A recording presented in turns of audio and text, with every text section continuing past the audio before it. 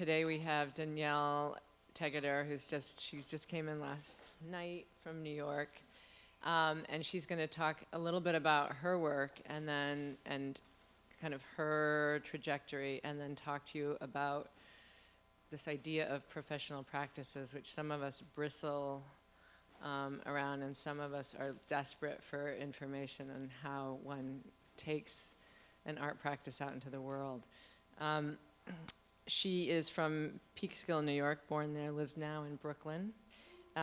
Teaches at Lehman College at the City University of New York, and has a studio at the Elizabeth Foundation in Midtown, Times Square, New York City.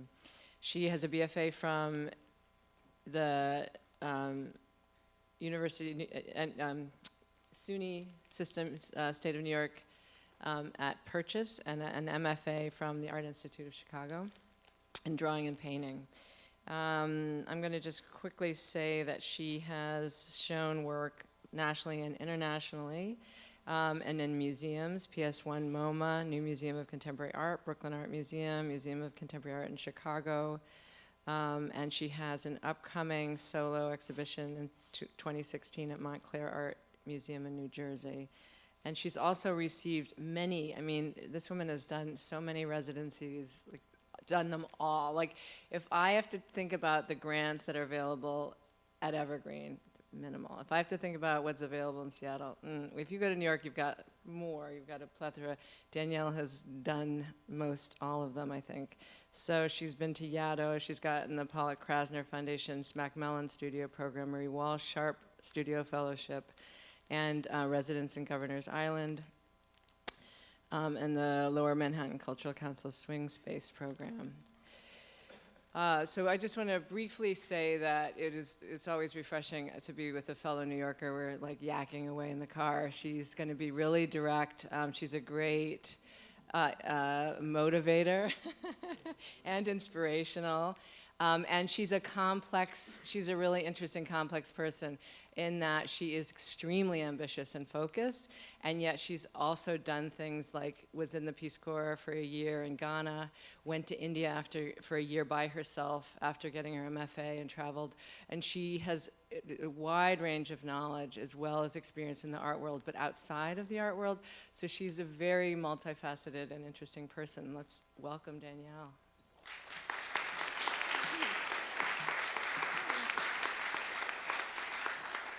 Good afternoon. How is everybody? So nice to be here. I am a little disoriented, I have to say. Like, it is true, you have giant evergreens outside. So coming from Brooklyn, when Shaw and I pulled in, I said, wow, there are enormous trees here. So really beautiful, and I'm really happy to be here. And you know, Shaw comes in the summers to New York and rents a studio in the studio building where I am. And it's kind of an amazing hive of artists. There are 85 artists in that building, so I'm going to talk about that a little bit later today. So it's wonderful to kind of, my first time in Oregon, pretty much. So it's Washington, I know it's Washington. It's like, I know that. So how I'm going to do the talk is, I'm going to talk about my work for half an hour, and then I'm going to talk about professional practices for half an hour. And I really like how Shaw said that, how some of us are desperate for that information and some of us bristle at that information. And I think that's really telling. So, and we were kind of laughing on the way over here. I am going to give, you know, I am going to give it to you kind of straight on that. So I'm from New York, I can't help it. And I call that talk kind of like art in the trenches a little bit. And I really modeled the outline of it to kind of talk more about kind of whatever field that you're in. So I know that some of you are kind of coming in from different fields, maybe not kind of going on to be being fine artist. But I'm going to start with my work and a little bit who I am. So let me.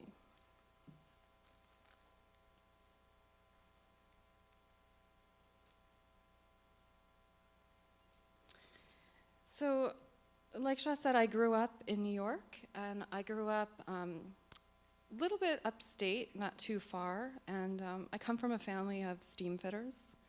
And if you know what a steam fitter is, like, you got a medal from me for that. But if you don't, steam fitters are pretty much in the unions and do all the interior plumbing and heating in buildings. So I grew up in a very working class union family. I was the first one to go to college in my family. I definitely did not know any artists at all. So, but I did grow up with a family of craftsmen. So when I would wake up in the morning, my family and my father and my uncles, they would be doing mechanical drawings for buildings pretty much in New York City. And I really thought I would be a steam fitter, so I was an only child. And so I did those drawings and I went on all those jobs. And when I was probably 12 or 13, I quickly realized that there were really not a lot of women steam fitters. There still are not, by the way. But a lot of the drawing that I'm going to show you comes from that. And so, I went to art school, obviously.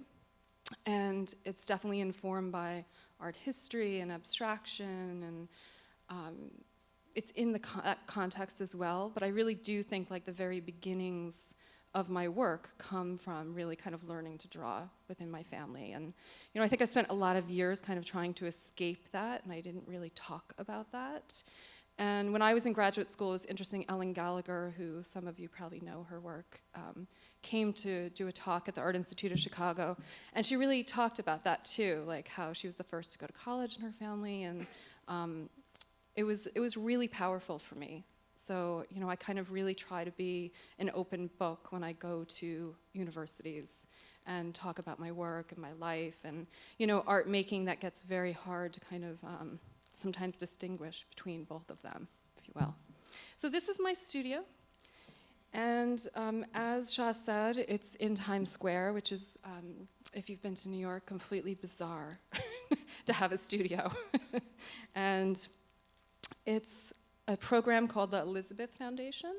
So it's the biggest artist residency in the country. So there are 85 artists in the building, like I mentioned before, artists from all over many different countries. And essentially you can apply and you do pay, but you get a subsidized rent. So I'm sure many of you have heard about the challenges in New York and across the country of artists being able to rent studios. This is essentially the mission of the Elizabeth Foundation is to keep artists in Manhattan, right? To give, like they pay part of my rent, essentially, like about half of it. And so I've been there for about 6 years. It's kind of an amazing place. I thought I would just kind of show you where I spend most of my time, some of my materials.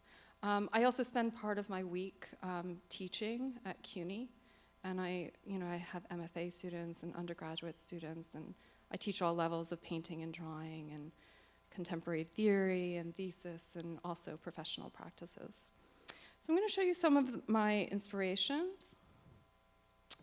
And this is Trisha Brown, who actually is not an artist, but was a choreographer in New York in 1971. And I love this photo. It's just so amazing, like old New York. And I really, I am a traditional painter, and I categorize and identify myself that way, but as you'll see, I work in, animation and sculpture and installation and sound sometimes even. So I like that in this, in this image, this line is really kind of, it's almost like drawing into space, if you will, and into the world. And so I always find it kind of so inspiring. This is Eva Hess, the late 1960s. So again, where, the work is, again, about painting, but it's referencing a lot of things. This is a Mona Hatoum. And a lot of these for me, like I said, although they're made out of materials, for me they're very much about drawing. This is a Fontana, and I just got to see this in MoMA last week, and I have to say it's like incredible to me that this is 1959. It was really stunning to stand in front of it because it's just like amazing that this many years ago, like this piece was made. It's kind of really revolutionary. And this is a Frances Elise, who is a Belgian artist who lives in Mexico City. And he's walking in Israel, and it's a very simple piece. He's simply walking, and he has this green paint that he's using to mark the line between Israel and different territories. So again, like the line is freed into the world, but also can become political and can not only mark space, it can mark ideas and countries and so forth. This is a Marc Lombardi drawing, so I look at a lot of charting and systems and categorizing information. This piece was from the early 1990s. Does anyone know this work? Has anyone seen this? No? It's a very sad story. He ended up committing suicide, but he would categorize large amounts of information politically and make all these different connections. So you can see these connections between politicians and money, and interestingly, right after 9/11, the FBI came and confiscated all of his information out of his house because it was so extensive and he actually had made so many connections. He had done a lot of that research for him. So, and again, just the aesthetics of these systems and categorizing information has always been really interesting to me. I also look at a lot of contemporary architecture. And I'm going to move you into my drawings. So I would say that these drawings are pretty much the core of my work, that everything kind of grows out of. And I've been making them for a little over 10 years. Here's the first one. And just to give you a couple basic points about them, most of them are about 5 by 8 feet. So they're quite large. They get even larger than that sometimes. And they're made with gouache, ink, colored pencil, pastel, but the majority of them are drafted. So I work with all of these now archaic drafting tools. So templates, compasses, a lot of them have been passed down to me from my family, because of course everything is digital now and done on CAD and many things like that. I work directly on the wall, as you saw in my first image from my studio. And I would say conceptually, these are about fictional cities. So I think about utopias, and they over the past 10 years have kind of grown to include about 200 to 300 different elements that mean things in them. So, and I'm just gonna point a few of them out. I'm not gonna go through the whole 200, don't worry. But this checkered route up here is an escape route. This area of looseness, all the drawings usually have that, is a waste area. I call it an expulsion area. All this line work, I really think of like pedestrian tunnels, there's transportation tunnels, there's housing, there's anything you would really need to kind of build a city. But of course, it's a fictional utopian city. So there are some things in there that can also kind of become strange and not really function. And I would say also like they're completely devoid of people. So that's very important for me. And I would say they kind of await habitation. And I did also start making these right after 9/11. I had my first show in New York. And I think that's, again, quite telling because there was a lot of kind of resurgence of this architecture of thinking about safe cities and building cities underground and so forth. So I'm just going to go through a few of them. I work directly on this heavily colored paper, so the color that you see is the color of the paper behind it. And everything gets masked pretty much as well. Still, when you stand in front of these, and if I could take you to my studio and you could stand in front of them or in a show, you would see that there's lots of drips, there's rips. You can see where my hand is drafting things and slipped. So this is really important to me. So I call them something like digitally inflected, meaning that this type of space probably would not exist if we did not live in a digital world, in a sense. But I don't, at this point, have an interest in making them digitally because they really are on some level about the process of painting and drawing. And this, having my hand in them is very important. So in a way, it warms the drawing, in a sense. You know that a human being kind of made these when you stand in front of them. Here's a detail. That gives you a little bit of a better idea.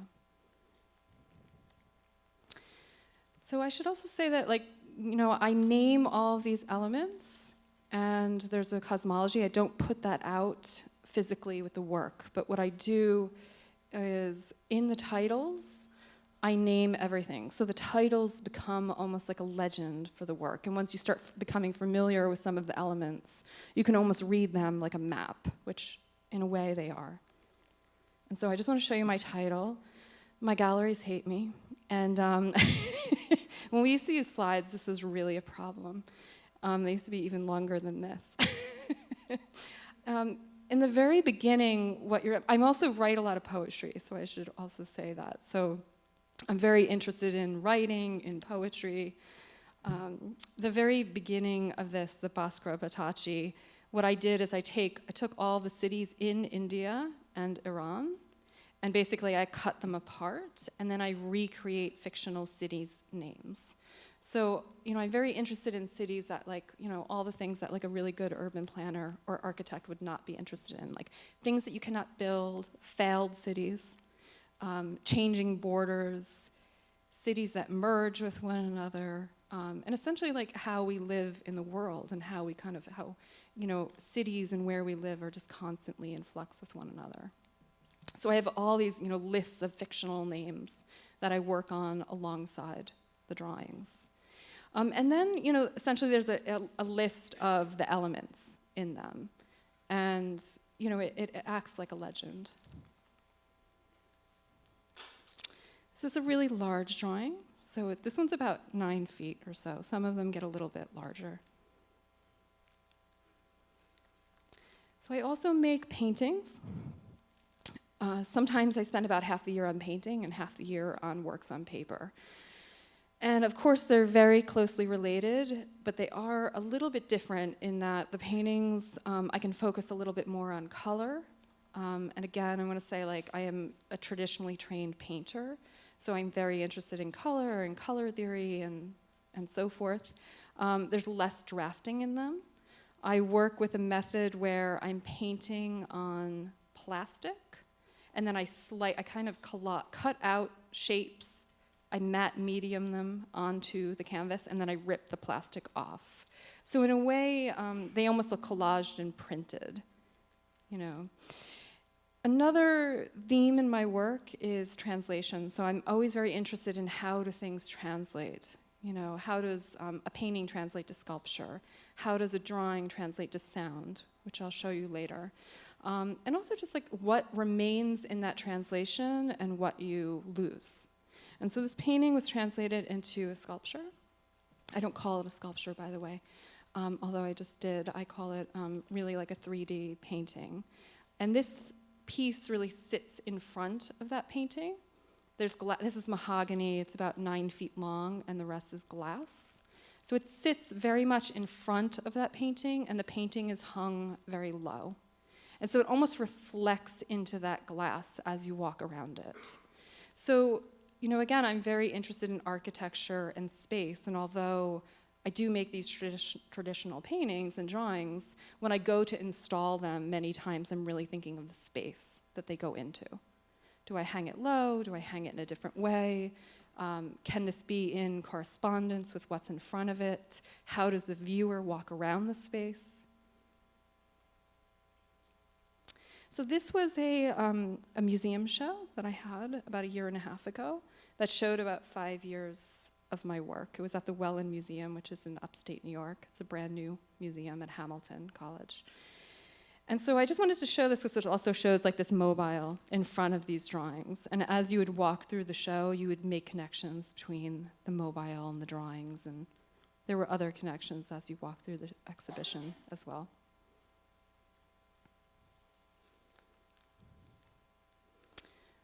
I'm just going to show you some more references. So this is a Lisitsky. This is a building in Poland, a post office. If architecture looked like this, wouldn't you go to the post office like every day? If only our American post office looked like this. And this is a Lisitsky from 1923, a Proon piece that some of you might be familiar with. So again, like incredible that this piece was made 100 years ago. So I think sometimes we think, you know, abstraction, this is new. moving abstraction into an installation or a painting into installation, but it's really has such a kind of great tradition. This was remade for the MOMA about 5 years ago, so people were able to see it. So I really, as I was making paintings and drawings, I started getting invited to museums about 5 years ago to do wall drawings. And I started thinking much more about the space and, you know, how does that affect my work? And I got invited to do a wall drawing in New York at the Chelsea Museum. And I just want to say this is us making it, and there's a few things that kind of happened in that my practice really has never come back from, for better or for worse. So I showed up on site, and this was about, and I'm just going to kind of go forward and then back. That's the finished piece. It's about 45 feet.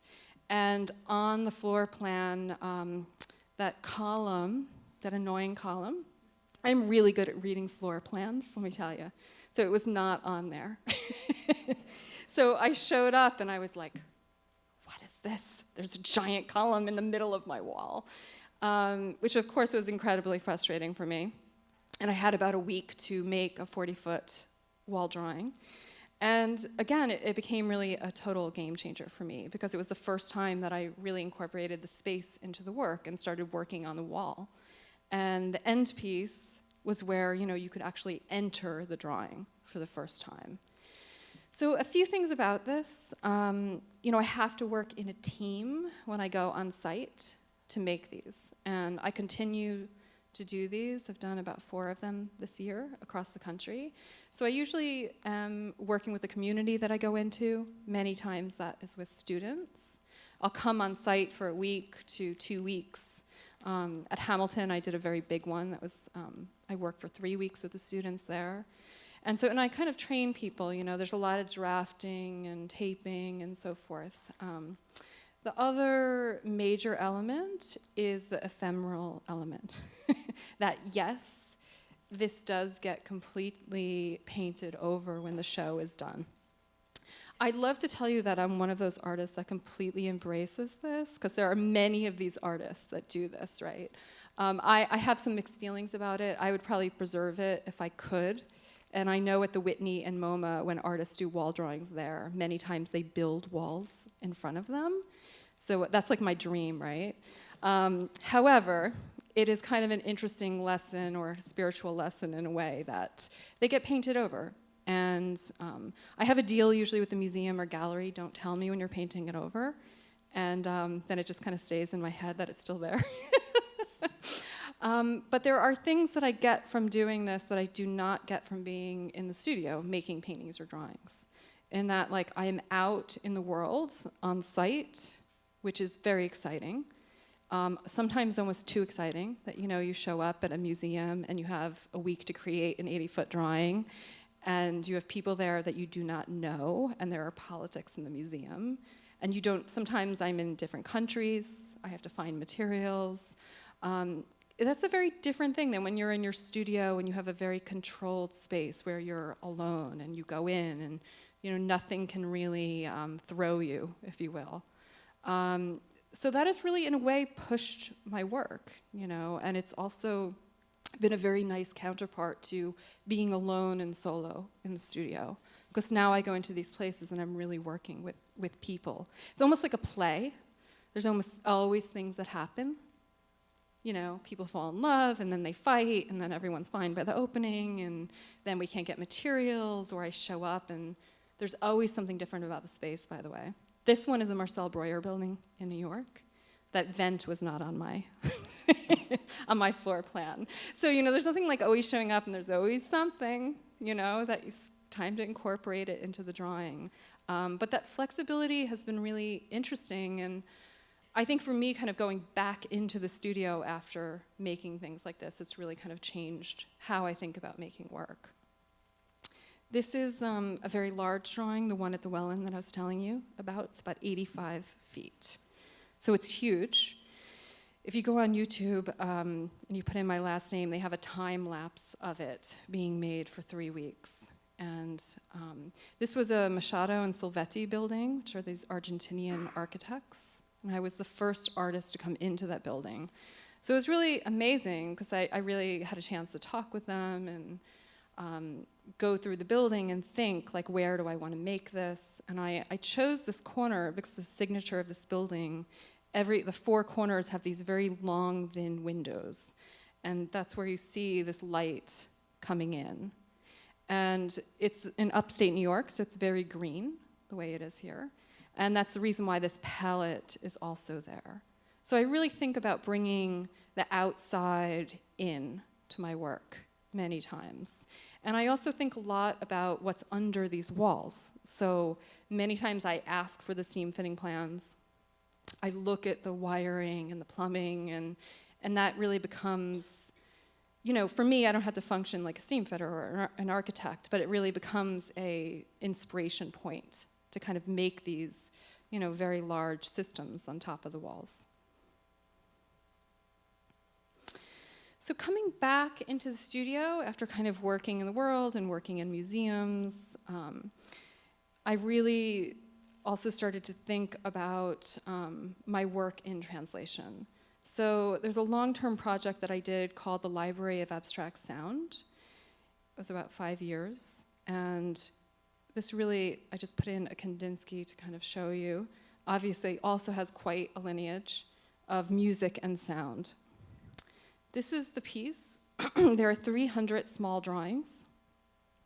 And what I did is I worked with a programmer from Harvest Works in New York City. That's an organization that has programmers that are used to working with artists with crazy ideas, pretty much. And I said, I want to translate my drawings into sound. And I said, I want a tight constraint. I don't want this to be like Kandinsky, right? I don't want this to be like yellow feels this way, and then it changes every drawing.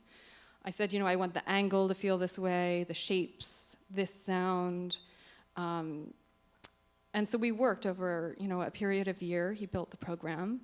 And then all of these drawings were then fed into the program.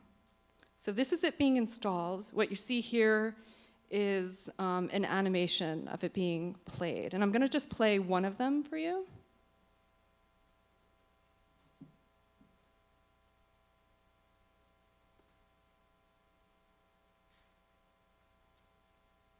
So this is my website, by the way. So if you want to see any more of these, they're all on here.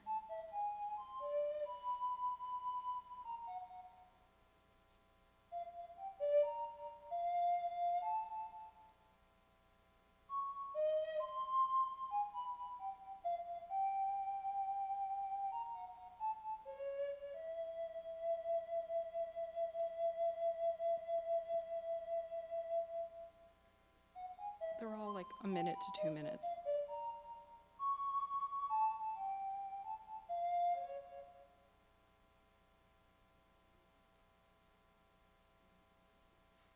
And I'm going to play you maybe 20 seconds of one more. They're all very, very different.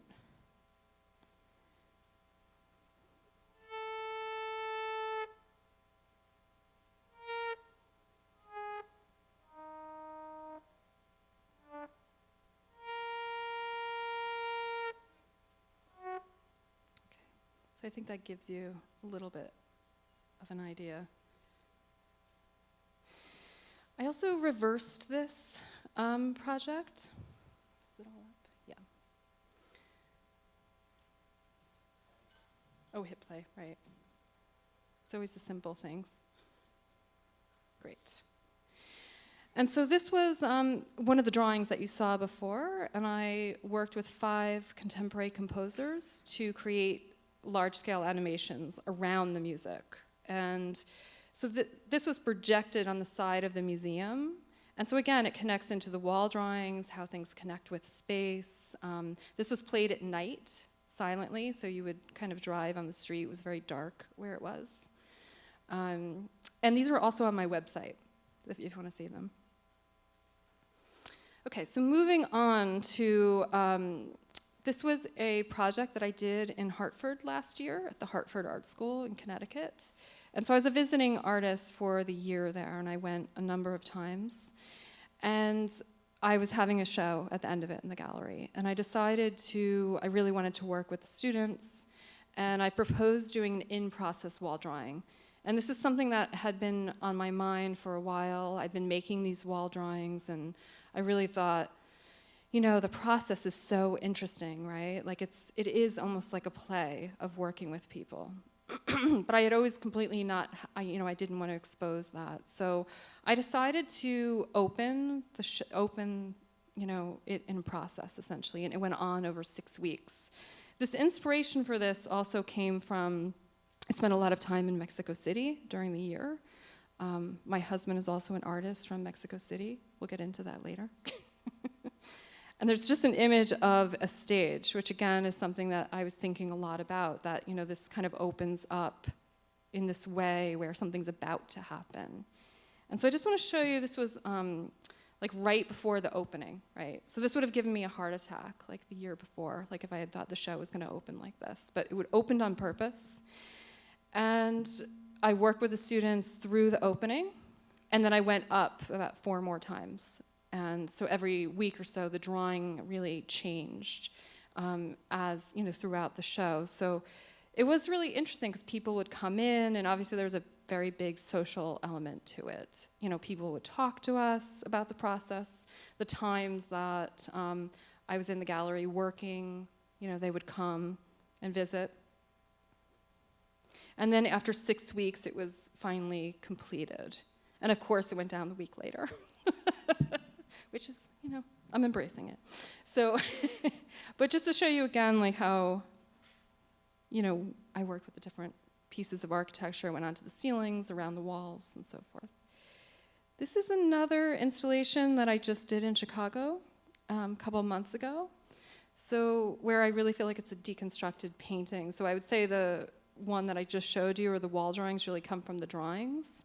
This, for me, really comes from the paintings. So again, it was about showing up in Chicago, and I had to find materials. So that was a really interesting process because I needed wood, I needed glass, I needed plastic, and I went all over to these crazy places in Chicago. And again, it really became about interacting with the city, which again, I just want to go back to my early drawings, is really what the work's about in a way. But this again had another social element where was having all these interactions in the crazy wood shops and all these places. And that's just a detail. So I just want to end with that. I've done a number of those other pieces as well, but I really wanted to keep my artist talk down to a half an hour because I'm going to go into, trying to stay on time here, I'm going to go into professional development. Okay. So I'm going to make a little bit of a change. We're going to kind of change gears here.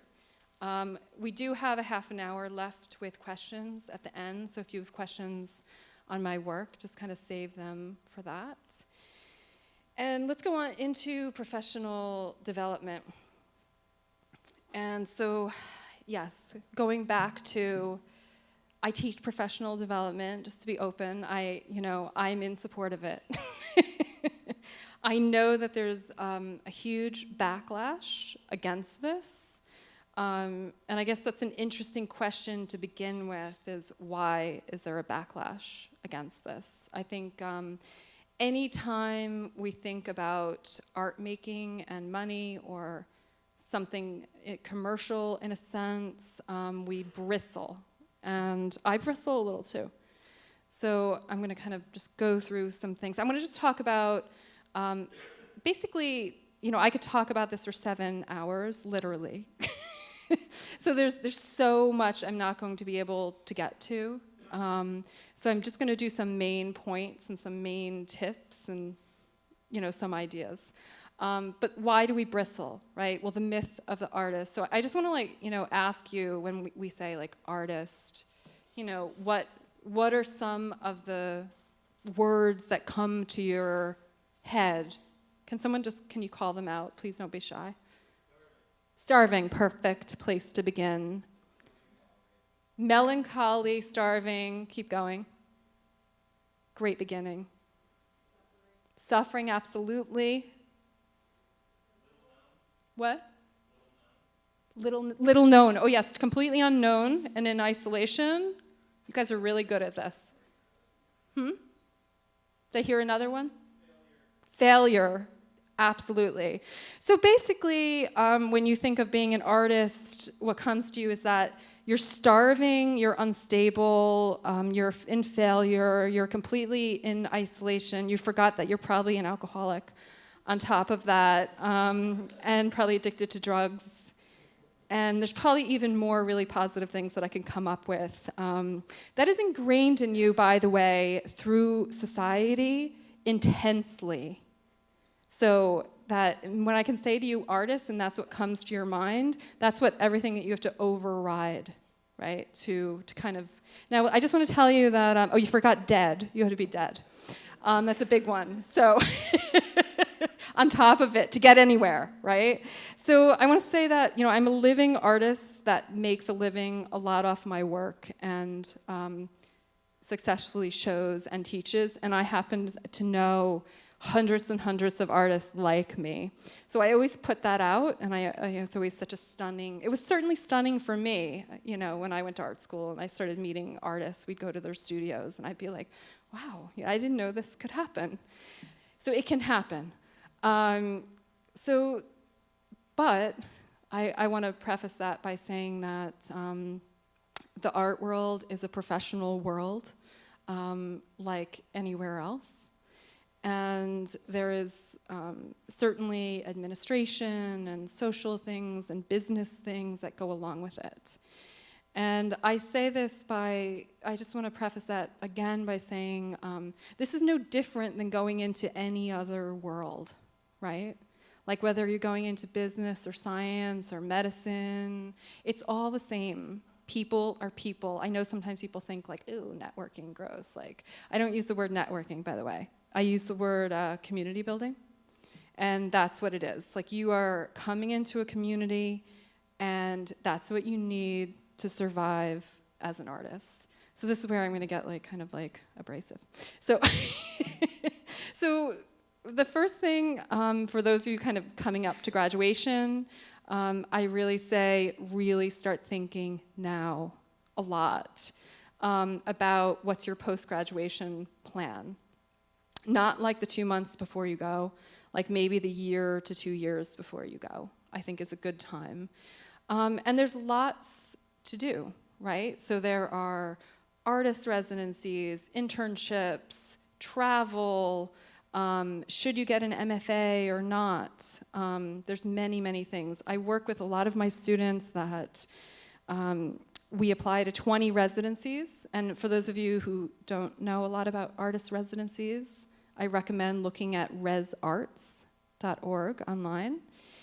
There are residencies that they will pay you, pay your way, they will pay for your food, they will give you a studio. That's pretty much all I needed, by the way. So you can string, that sounds good to me. Many artists string these together for an entire year.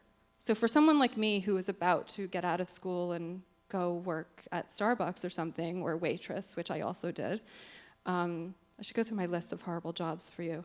I'll do that later, remind me. It was, I had to think of like, what can I do? So what I did is I joined the Peace Corps. So I went to West Africa. It was not boring, I assure you. I packed my bags, and moved to West Africa. And although I did not make a lot of work during that time period, I have to say, as an artist, it informs how I think about the world and geography and politics every day. So I would say, like, as an artist, the more you can find out about the world and the more you can be around people who are not like yourself, I think that really, really helps, inform you to be an artist and to make art, essentially, in this world. As for the MFA conversation, I was telling Shaw, I was like, I have such mixed feelings about this. You're going to hear, wait to go to an MFA, go wait and wait a few years. And I understand that very utopian argument. For someone like me, again, it was go waitress for 60 hours a week, or, figure out some way to carve your niche out to go make your work. So if that is you, maybe then you do go to an MFA program. If it's going to give you a studio and a community and a place to live, maybe that's something to consider. There's many, many things to consider in doing an MFA, right? So there are a number of free MFA programs. One of them is Cornell. The other one is Methodist in Texas. That is a free MFA, so that's pretty good.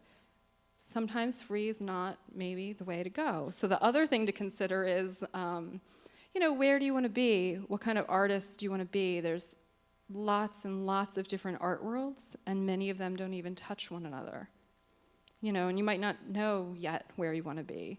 But it's something to really think about. I mean, for me, when I was young, I used to sneak on the train into New York City and go stand on 42nd Street. When I was 13, I'd cut school, and I would be like, I am coming here. And I'm going to be an artist. And I knew there was Soho, and there were artists there. They're not in Soho anymore. So I knew my dream was to be in New York City and make my art. That's not everyone's dream. But if it is part of your dream, then you think, where do you want to go to graduate school? Where do you want to go to undergraduate? Your community is going to start there, right? The people that you're meeting here and possibly in graduate school, they're the people that are going to be around you. They're the people who are going to give you jobs. They're going to be people that you're going to share studios with, and many things like that. So let's talk a little bit about also just on community versus networking. I like how someone brought up before how artists are alone, right? This is something that, again, is just completely ingrained, how we're alone and we're suffering. If you look through history, I assure you artists are usually never alone, unless they're like Monk or something, and then they commit suicide or something horrible. Artists move together to cities through movements, through history, and they support one another. They share studios with one another. They share ideas with one another. That's how art history movements have happened. And so I really think really, I would say, start now in your community building and really kind of think about who's around you, who is serious, choose well, who wants to do this, And I'm around a number of people from my undergraduate. I was telling Shaw a story. It's kind of an amazing story. So my art school boyfriend, you choose well. Because, I'm doing this installation of the image that I just showed you at this museum, the Welland, and I really could not find a fabricator to weld that giant mobile, right?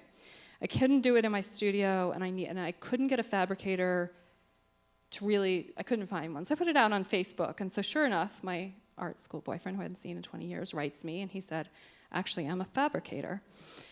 He said, I think I can do it. And he actually did it and knew me so well, and knew my work so well for 20 years, that did a great job, and now he's my fabricator on every single project. And I have 2 public art projects coming up. So, you don't lose people sometimes. It's really interesting. You kind of come back into each other's worlds in many different ways. So I would say also just start now thinking of some kind of mailing list, who are the people that support you. And that might mean your colleagues, your classmates, your aunt who likes art. I don't discredit your dentist who buys art. I don't discredit any of those people. I think these are your people, and you'd be surprised at how they come along, through the years. I also say make your own opportunities as an artist, and I do a lot of these talks in different art schools and with my own students, and I always get the question, how do you find a gallery, right? How do you get in a gallery? It's a very good question because it's full of mystery, right, how this happens. It's still full of mystery. But I always say, you are all creative people, and you have the power to create your own opportunities. So instead of kind of trying to fit yourself into a gallery, I always say, look through history. I love these artists in the 60s and 70s in New York, and it's a little romantic, but I think about this a lot. Those artists came to New York City not because there were 300 Chelsea galleries the way there are now. They came to New York, why? Does anyone know? it was cheap. And it was like bombed out, and it was dangerous, and it was a horrible frickin' place that no one else wanted to go there. That's why artists always go to these places. So, they came, and there was cheap lofts, and what did that enable them to do? It enabled them to live with one another, sleep with one another, collaborate with one another, and make some of probably the most amazing art, I think, that has been made, through that time. So you have to think kind of, how do you make your own opportunities? And I say always, like, as you move through your day, think like, don't wait for a gallery or a curator. You're the ones who have the power. Think, is there a storefront somewhere that you pass? Can you do an open studio in your studio? Can you get together 4 or 5 other artists that are really serious and make something together, maybe publicly, or anything like that? I really think, like, kind of harnessing your own power. And, although I have to say, like, someone like Damien Hirst, who also makes me bristle a little bit, he's also someone who, in the 90s looked around and said, I'm gonna have a show with my friends who are great artists, who obviously also all became the YBAs and also all went on to have huge careers. I'm gonna rent these giant warehouses and I'm gonna have these shows. So there's a lot of examples, I think, of artists kind of working like that. I mentioned this to one of my graduate students, and it was very funny. He kind of really took this to heart a couple months ago. His parents went away for a week, and he actually moved every single thing out of their house into storage in U-Hauls, and had a show with 10 people from school. So it was pretty freaking exciting, I have to say. I was kind of proud of him. And they got covered, they got press, and somehow he managed to get everything back in the house. And I don't think they still know to this day what the hell happened in their house. But, but that's the kind of spirit that it takes. If you don't wait, don't sit and wait. You are it. The people are, I love, like, someone told me once, like, they are not coming. And I think that's really good to kind of repeat to yourself, it's about you, and you go out and find it in a way. Okay, so moving on to just some things like how to have meaningful connections, references, things like that. And again, I want to say that, like, it really starts now, right? My professors from my undergraduate were my reference letters for my, MFA and for residencies and for many, many other things, until I really kind of developed a bunch of other people around me. So there's a few things, and I get approached probably to write about 50 reference letters a year. So I've had a lot of different experiences with that. And I've had people text me and say, my grant's due tomorrow. Or I've had people, just like all sorts of situations, pretty much. So I think that, if we were, in MBA school or something, not in art school, like, we would know we'd be taught these things get taught. There's just some things that we all don't know, and they get taught. But it's also just, I think, just general kind of social etiquette and how you approach people and how you keep those relationships in a way. Because again, you do not lose these people, It's like you continue on, and one of my professors, Michael Torlin, who was, old school professor from Purchase of mine, he said, when I graduated from school, I went to New York City, and there was a really big gallery. And he said, I kept trying to get past the secretary, and I was really terrible to her. And he goes, I'd always try to get past her. And he said, and she turned into becoming Mary Boone, who became the biggest gallery for the next 20 years. And so you don't know who is next to you and who they're going to become, in a way. It's a really good lesson in how you're going to stay with them. So with the reference letters, I just want to say also, like, your professors don't have to write you reference letters. It's something that you do, that you're in support of who that person is, like, as a person and as their work. So I would also say, like, just, you want to write 6 to 8 weeks in advance and say, I have this coming up. I have gotten requests for reference letters sometimes after I haven't talked to the person for 7 years. So, you know, it's always, you know, you kind of want to keep in touch, right, with your people. So when you graduate and you're really busy and you're working horrible jobs and whatever you're doing, you want to drop a line and say, you know, I'm making this and I'm waitressing, I'm doing this or I'm doing that. Just keep in touch, you know, of what you're doing. Keep that line of communication going. You know, if you are going to meet with that person, say you would like a studio visit, you're out of school, all of a sudden you've lost your network of people, you're a year out of school or something like that, you know, write to that person and say, can I meet with you? Do you have 20 minutes? I will come to your work, to your house, to your office hours, anytime. You make it as easy as possible for them, and you go to them, right?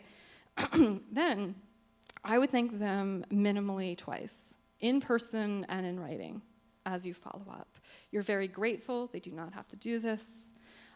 This will completely endear you to them. And then as many opportunities come up, you will be on their mind. And, you know, I have to say, I had a letter. I was a visiting artist at Chautauqua this summer, which is this program in upstate. Art students from across the country come. I had an MFA student from Rutgers. He was so lovely in how he thanked me. He just wrote me last week, I know you're really busy. Can you consider writing a letter for me? Blah, blah, blah. Here are my new images. Of course I'm going to write him a letter. I'm going to write him as many letters as he wants. And you know what? When something comes up, I'm going to insert his name. You know, because, you know, he was so respectful and resourceful in how he did that, and careful. So I think those are just some things to kind of keep in mind of how you kind of approach people and how you work with them. You know, you have like visiting people coming in, you thank them, you follow up, you know, and just keep those people like, you know, kind of with you as you move through the years, okay? Okay. So research administrative work is part of every professional artist's life. And if I could say, like, what do I know now that I didn't know like 10, 15 years ago, is that like every day I would be doing grant writing, managing my studio, running a small business, and doing accounting. And public speaking, by the way, right? So if I could go and rewrite my MFA curriculum, what I would do is a public speaking class, a basic business and accounting class, a lot of writing classes. You know, none of that can hurt at all, because I would say every professional artist encounters this pretty much, you know, during their day. And I write on average probably 40 grants a year. You know, Shaw was saying how I've gotten a lot of things. And I saw a really famous artist once, I'm not going to say her name, be introduced, and she's gotten every grant ever, and she laughed because she said, I want to go through all my rejections. Like, I was rejected for this 5 times. I was rejected. And I just want to say, in all the things that Shaw read to you, I was rejected on an average 3 to 7 times for each thing. And I put that out publicly because that is what you need to hear. So again, if we were in Harvard MBA school, you would know, okay, I'm going to send out 100 things, cold calling, and I'm going to get maybe 1% response, right? You would know that. Artists somehow send out 100 things, and they don't get something. They don't get 100, so they're very upset. And then not only that, they're crying for 5 years over the things they didn't get, and they hate that organization, and they're never going to apply to them again, right? So... So you have to know that, you know, I've sat on a lot of these boards, and it's really so educational. I actually wish that could happen at the very beginning of everyone's career, because you would sit there and you see 2,000 applications and you see what happens, right? So it really demystifies that. But I just wanted to demystify the amount of numbers, you know, not to discourage you, but to say that you make a list of your deadlines, you apply to everything, and you keep going. And I'm going to talk a little bit about rejection and jealousy, you know, later on, but that's also part of being an artist and so forth. So all these things, like, you know, you have an incredible chance now, like you're in school, right? There's public speaking classes, there's writing classes, there's accounting classes.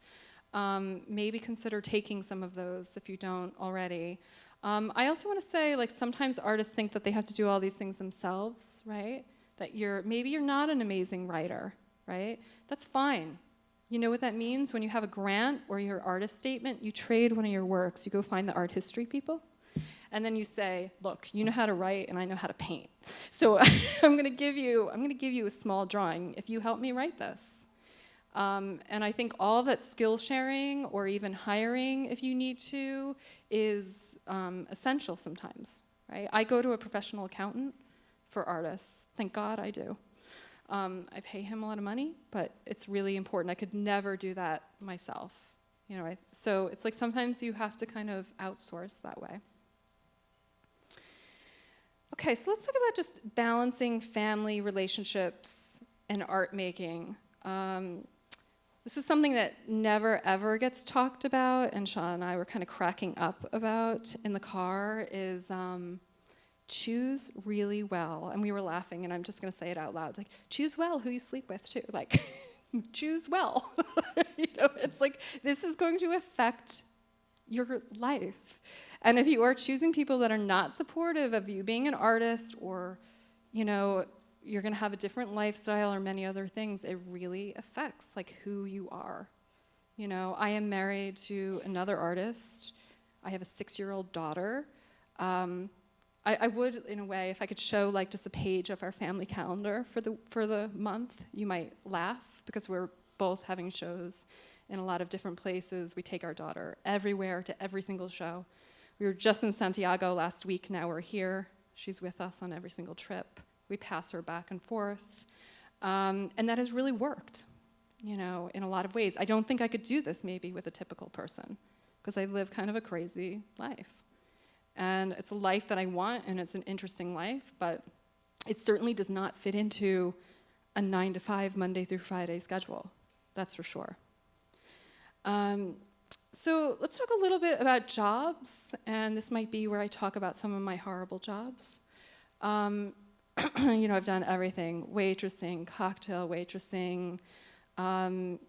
I worked in a gallery. I worked as an administrative assistant. I was even one of those crazy people at Macy's that spray you with perfume.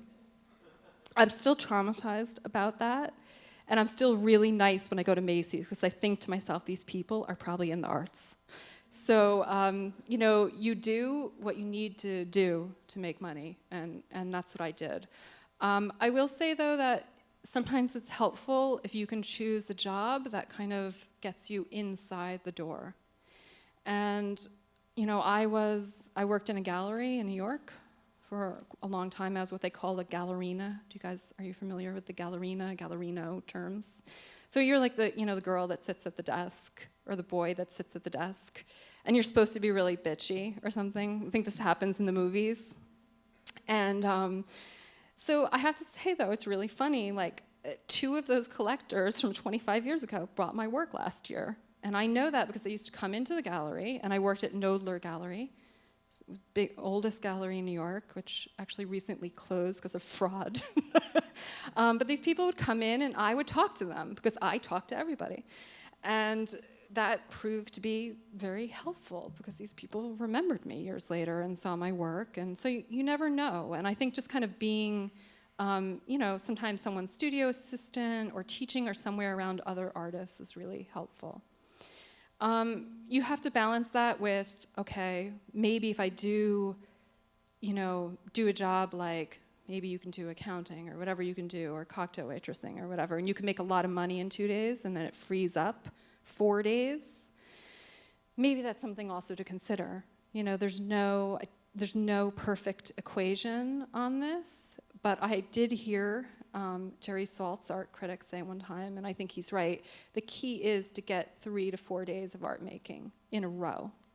And I think he's right. So if you can work like crazy for 3 days, 12 hours a day or whatever you need to do, and then string together studio days, I think that is really helpful. The other thing is kind of where to live. And, you know, this again kind of gets into lots of questions, right? I do think the bottom line for me is artists that are in isolation stop making work. And I have to say recently, I went to the Art Institute of Chicago. It was an amazing, competitive MFA program, one of the most competitive. And I had kind of reality check last year that I was cleaning out some papers and I saw our kind of MFA show. And I sat there and Googled the 18 of us who graduated. And I'd say about 12 of us are not making work 10 years later. That is, and we're talking a cutthroat program. So that is a real reality check that I would say every single thing in your life is going to conspire against you making work in some way. Your job, your relationships, your things that you have to balance. So anything you can do to kind of really keep your time set, I think is really, important. Where to live, I would say, living in an area where there are a lot of artists is really essential, or finding other artists that are right next to you and saying, do you want to share a studio? When I moved back to New York after being in Chicago for 10 years, I came back for the Marie Walsh Sharp program, which was a great residency. It gave me a free studio for a year in New York. It was kind of amazing. And there were a number of artists, we had all moved from all over, and we all had horrible jobs. And we made a pact with one another every day. You finish your job at 6, you go to the studio, and there was something very powerful about that, because I'd be doing this horrible administrative job all day, but I knew I had to get to the studio. And our pact with one another is that even if you did not make work, you sat in your seat for 3 hours in your studio. And I cannot tell you, underline that enough.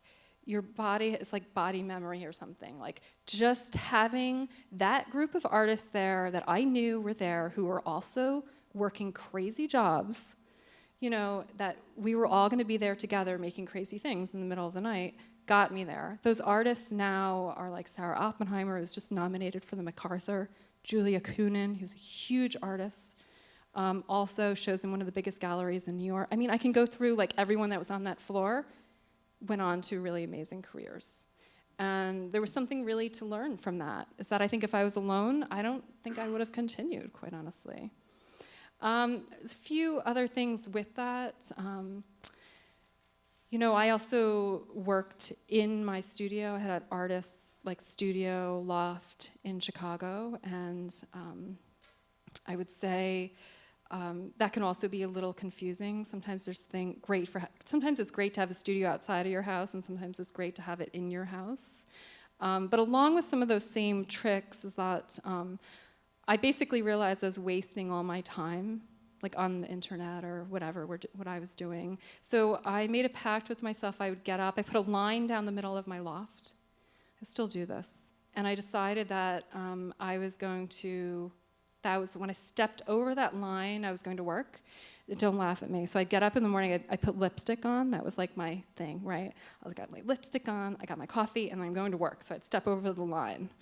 And then I would make myself sign in and out every time I stepped over that line. I highly suggest you do this, because you'll be a little shocked at how much time you spend on your iPhone.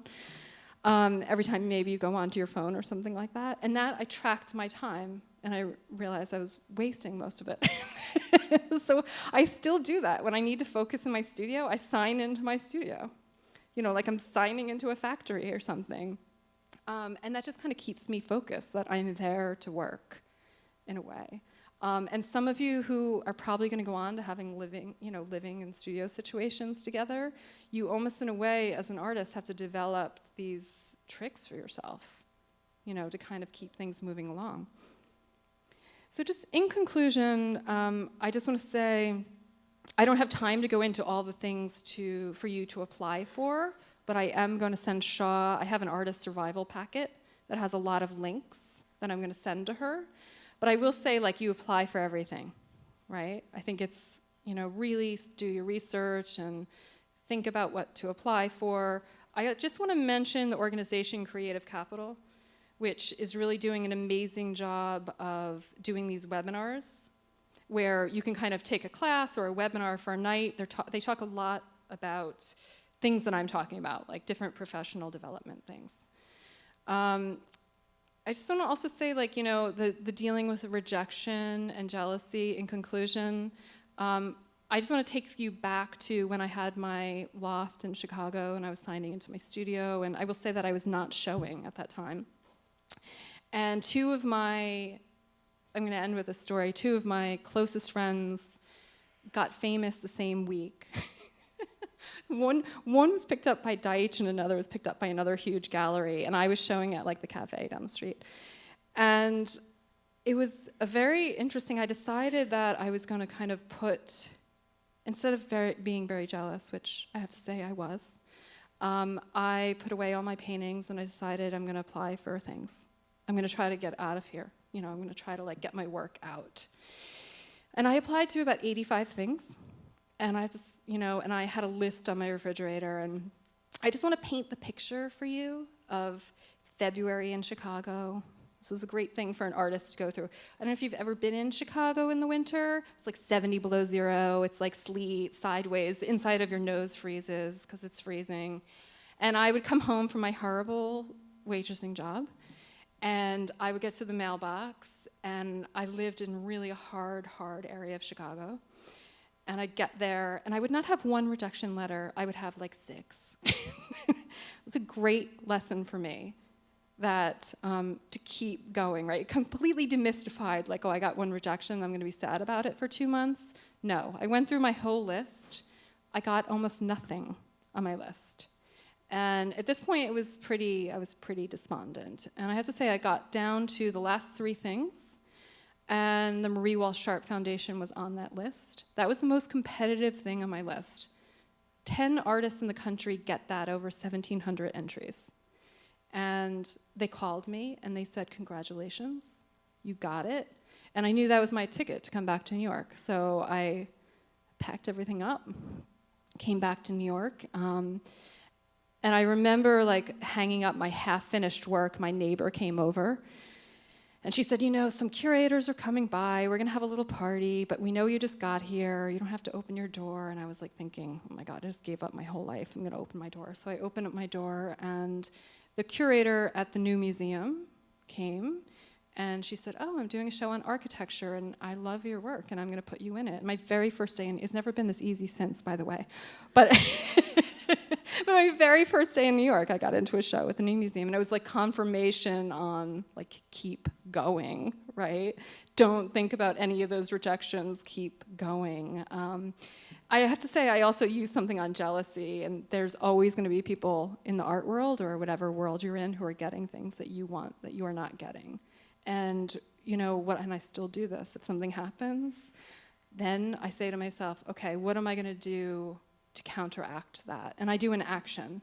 So if I'm jealous that like my neighbor got into the Whitney Biennial, which happened to me, and I was like, okay, she's in the biennial.